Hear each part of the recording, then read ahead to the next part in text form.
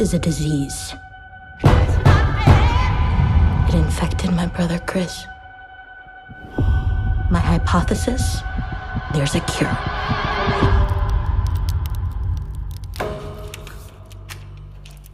Your daughter has a very disturbing obsession. What obsession? Death. Just think about your brother. You didn't have the chance to bury him. Just wish I could catch who took his body. Death is the disease that broke my family. I'm sick of seeing it.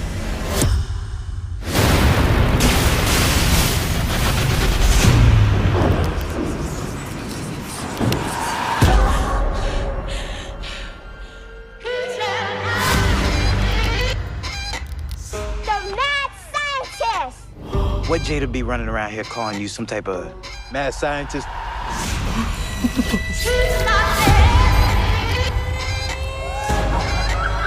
Can I hang out with my friend? What friend? Chris. Where did you see him? He talks to me. Ew.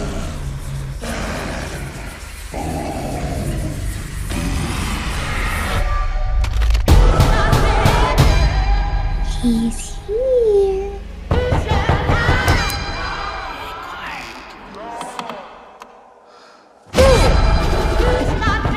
What are you doing? I didn't mean for this to happen.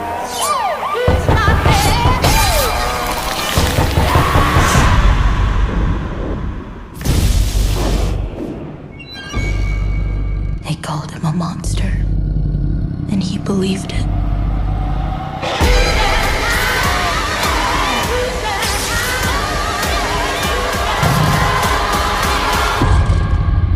Death is a disease. There's a cure.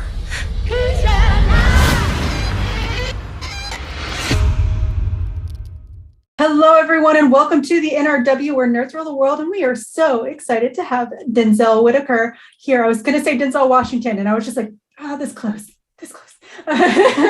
Denzel Whitaker from the upcoming film, The Angry Black Girl and Her Monster. How are you doing today, sir? I am great. How are you doing today? Oh, thank you. I am good. The movie originally premiered at South by Southwest. Was that your first time going? That was my first time at South by Southwest. Yeah. How was it? Oh my God. What a great festival. Like, what a fun festival. It just overtakes Austin, Texas. It's a great time of year where the weather is popping, but not too hot just yet. Yeah, exactly. Like good food, great eats. I love how communal the entire festival is. Mm-hmm. Just the infrastructure of Austin and how you kind of get around. I truly enjoyed the experience, and I've always wanted to go to South by Southwest because I love the intersection of technology and music and art and film. So I was like, oh, this seems dope. And then to have a project like The Angry Black Girl and Her Monster, which almost seems too picture perfect to be there, I couldn't have had a better first experience. That's incredible. And y'all and it was a hit at South by Southwest. So congratulations on that. How did it feel walking out and just feeling like good about it? How did it feel? You know, it almost never feels real. Okay. Right. It never really does. Like, critical reception is so interesting because, you know, once you do the project, once you create the baby, it's no longer yours. Mm-hmm. You know, you release it to the world, and so you're vulnerable in that moment. And sometimes, like, energetically, it's interesting because, number one, I'm so grateful that it was a big hit, you know, and is a big hit and continues to review well. But of course, too, you know, it has yet to do its wide release. Mm-hmm. So we're all energetically there, feeling the energy within this communal space and this excitement collectively, you know. So once it gets released to the world, then it's almost like, okay, well, what does it look like for that? And you almost you have to take that reception in stages. Okay. Because, you know, it can almost inflate your head, per se. You know what I mean? You're like, oh man, South by Southwest, we killed it. This is gonna do well, blah blah blah. And then all of a sudden you think another thing. And I don't know, just reception in general. You take it as it comes, and you're grateful that you have it, or you're grateful that people are receiving the film as such, and you just kind of let it be that. Don't think nothing more to it. That's an incredible way to put it. Well, congrats on the initial release. The news was great. The movie is great. Not that I've seen it or anything. You play Congo in the film. Tell us about how you came into this movie, how you came into this role, and what really stood out to you. Sure. So for this one, this was kind of like traditional standard audition process. I received the pages, and immediately I looked at the page and I was like, I don't know. And the only reason why I say that is just because Kango on paper could be very much a stereotype. Mm-hmm. Kango on paper could very much look like, the drug dealer within the community, kind of the villain, the gangbanger, and I want to be a little bit more particular within this stage of my career about the roles that I take on, and specifically what is the portrayal of Black men and just Black people on screen in general.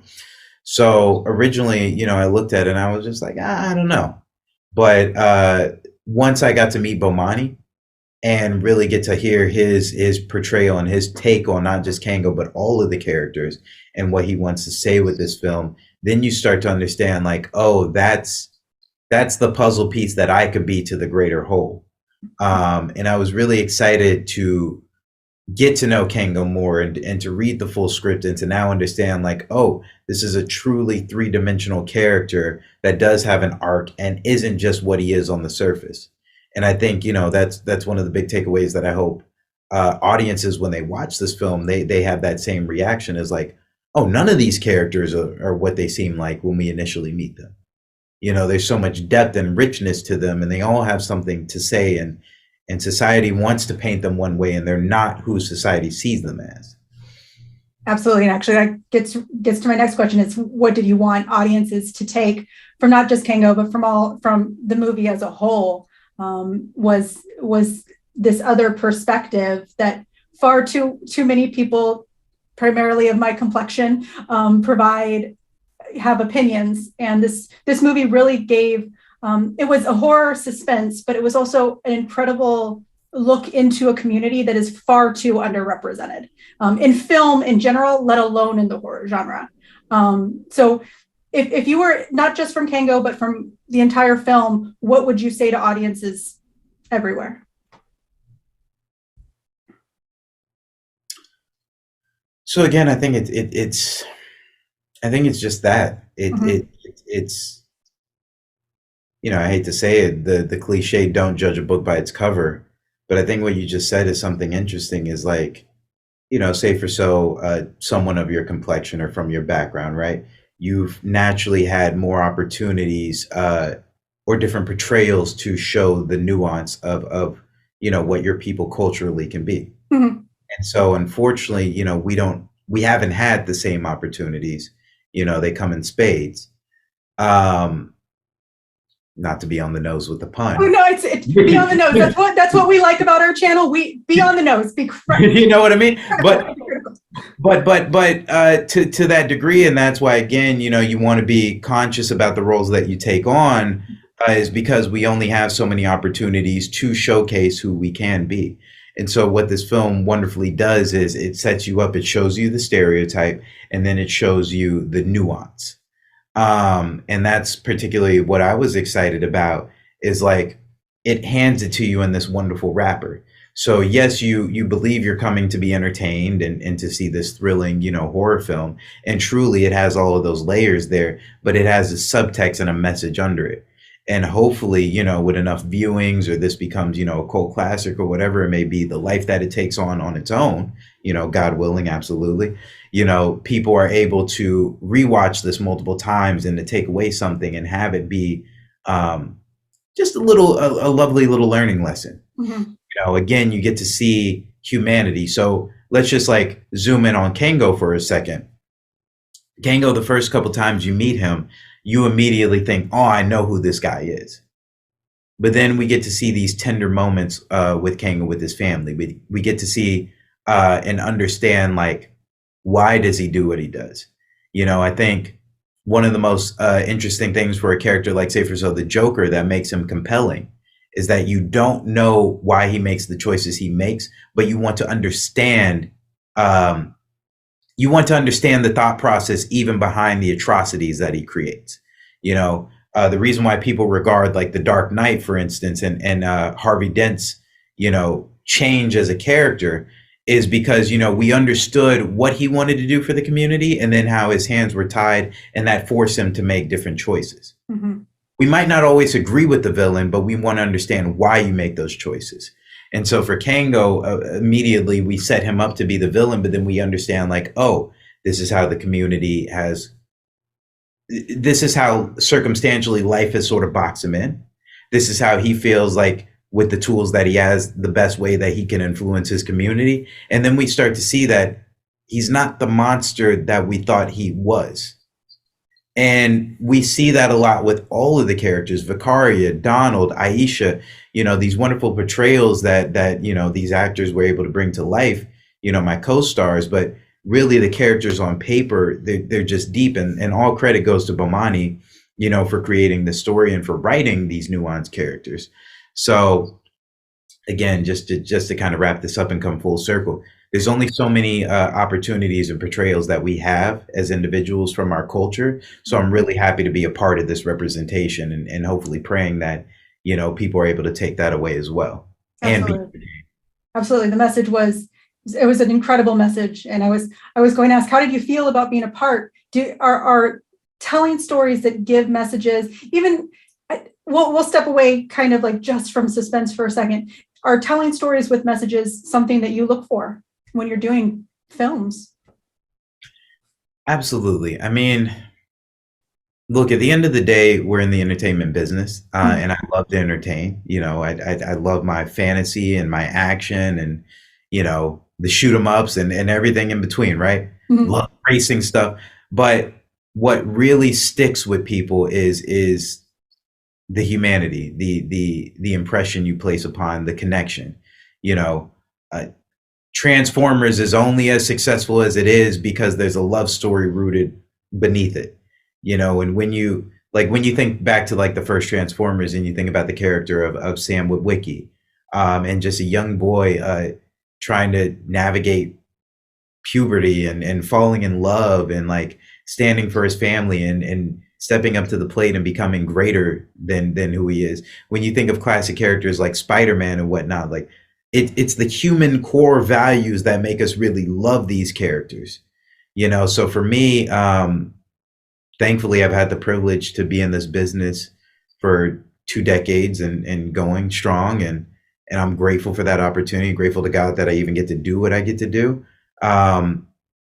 But you get older and you start thinking about, okay, well, what is the impression that I'm leaving behind?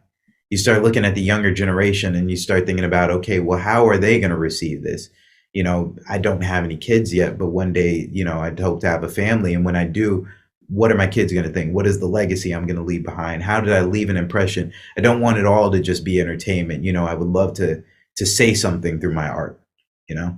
Absolutely. And nerds, he's talking straight to you on this channel, just straight to you all out there. Come on. I mean, look, if you could see the Dragon Ball Z skateboards behind there, like, I love Dragon Ball Z because on surface, it's cool. It's got action.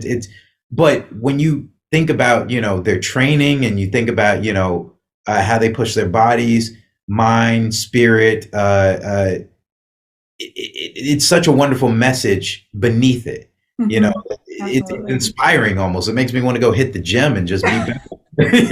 You know, and not just for like a fighting way, but it's almost like every time, of course, and this is me getting into my nerd bag, but like a Saiyan, you know, gets put on the ground, they have to find this inner depth, this inner resilience, and then they become, you know, stronger than they were before. And once you reach that new level, now it's all of a sudden a new climb until you reach a plateau, and then a new climb until you reach plateau.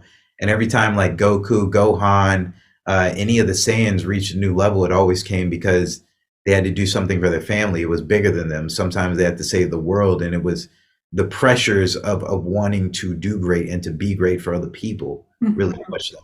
So yes, nerds, there are all these wonderful examples of how we could be better as humans. Absolutely. You're speaking our language here. Absolutely.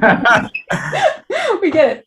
Yeah. We need to get you back on for an anime chat one day. Absolutely. Oh, I love that. Yeah, let's go. But to get back to Angry Black Girl and Her Monster, this movie tells the story of a very classic creature film kind of story. That's what this is. Are you a horror fan?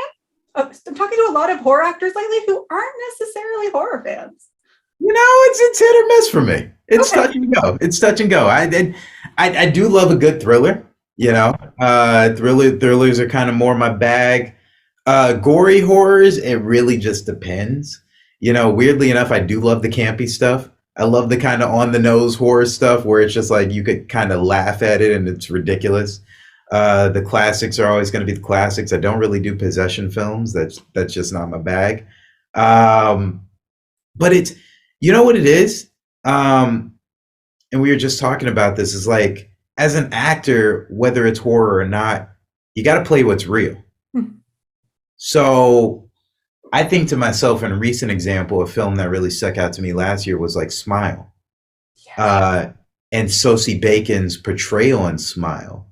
And I think to myself, as an actress, what she had to do on screen, her journey, her character arc, the way she plotted that out was incredible. And I could only imagine, however long those shoot days were, that character emotion, she's playing very, very real emotions. So even though like this idea that, this smile, this demonic sort of entity is following her and haunting her, she has to play that real. She has to play the anxiety real. She has to play the fear of falling out with her family and feel like she's going insane and that she can only see something that nobody else can see. All of that is very real. So you have to chart those emotions, whether you're a horror film, a horror fan or not.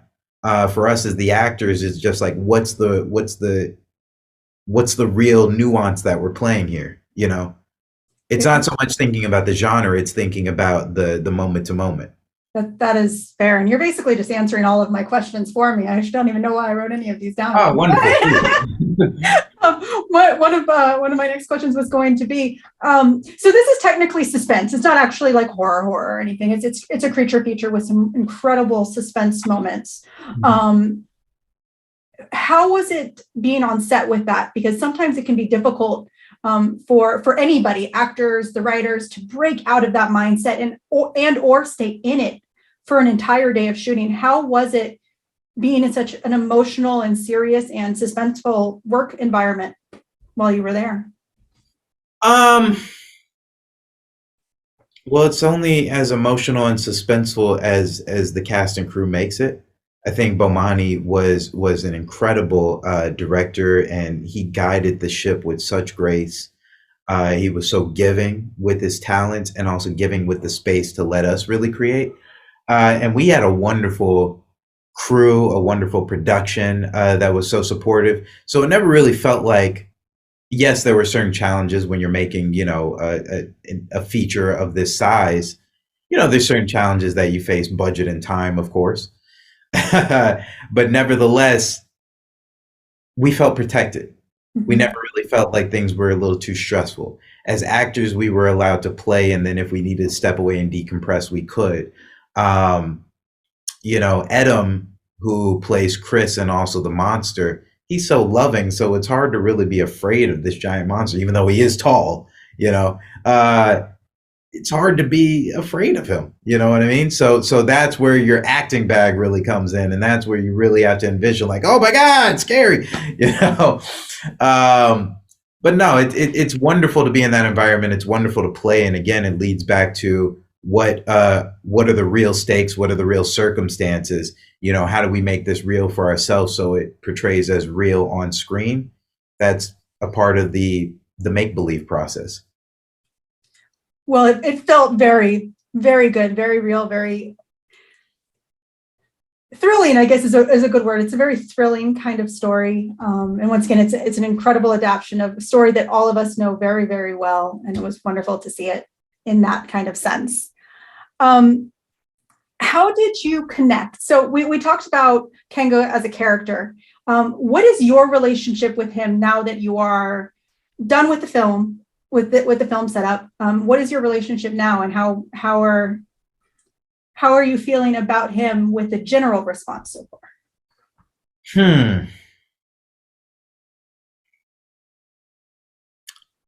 You know, listen, my star sign or astrology sign, whatever you want to call it, is a Gemini. Mm-hmm. And oftentimes people are like, oh, you're two-sided. I like to not think I'm two-sided, but especially when I take on roles and when I start taking on different characters, that's where I think my other side comes out.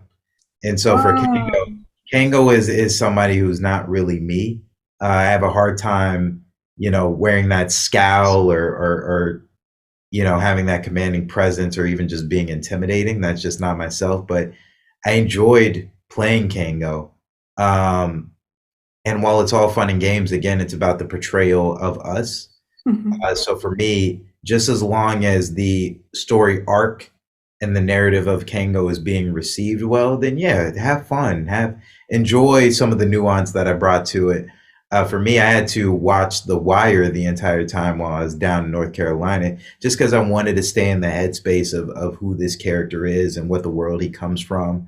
And I wanted to watch something that was impactful, but also enriching and well-rounded. And I'm glad to have shed that skin now. But, it's also fun to play that character. Now I know that's like a bag that if I needed to go back to, I can, And you also have the perfect pairing of television show to just immediately zone back to. And The Wire is a great show. Great show. Fantastic show. Incredible. I mean, it's regarded for what it is. And it's weird, like, was it slept on at the time? Obviously Chad was in it. Chad Coleman, and then a good friend of mine, one of my best friends, Maestro Harrell, was in the 4th season.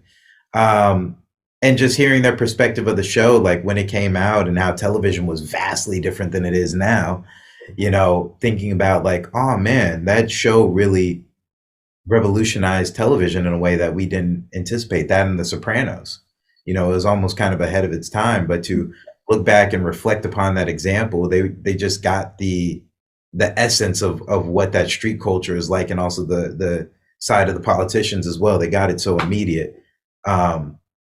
But again, that's the same thing with The Angry Black Girl and a Monster. It's nuanced, it's multifaceted. There's so many layers. It's not just what it is on the surface.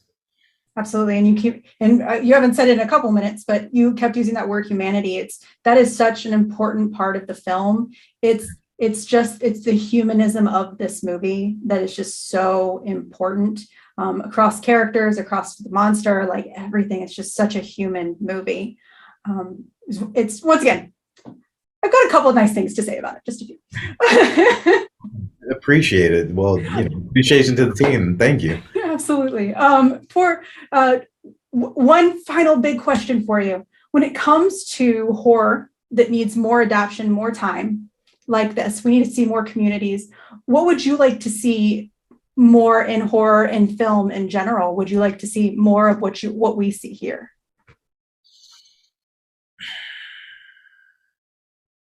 I would love to see more of what we see here. There is a film festival that I recently went to, and there was a project that was Chinese based, and it was based upon like cultural, spiritual rituals and just like cultural practices, that was reflective of their heritage.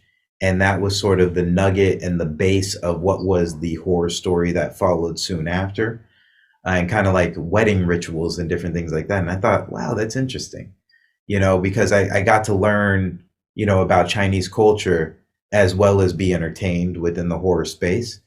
And I think not just for horror, but in general, like get to know other people's cultures. Mm-hmm. A film that isn't in the horror space that I truly, truly enjoyed last year was RRR. Oh, such a good movie. Phenomenal movie. Phenomenal movie.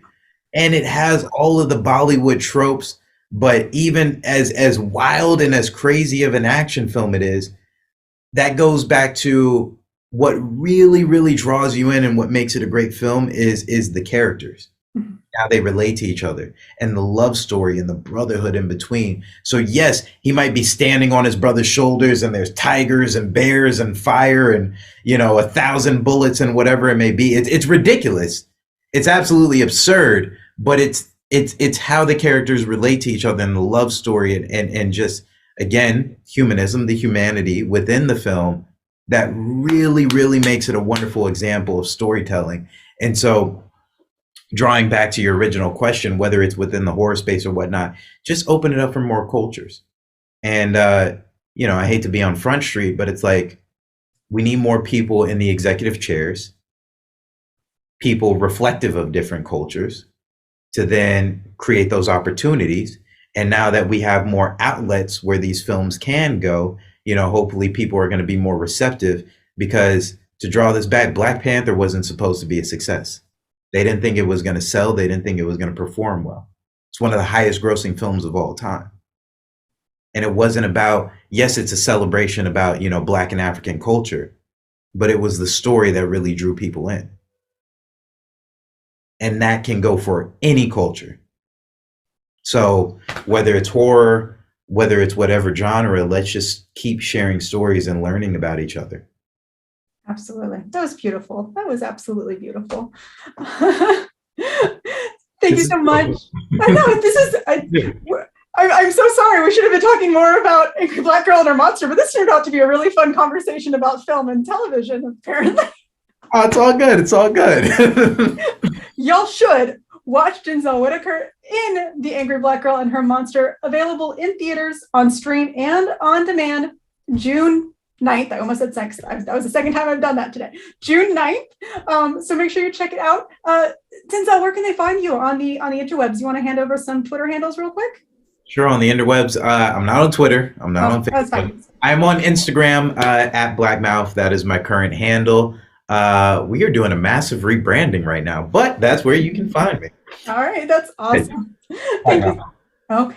Well, skateboards. Got to do the skateboards. Got to do the skateboards. I love it. Love skateboard culture.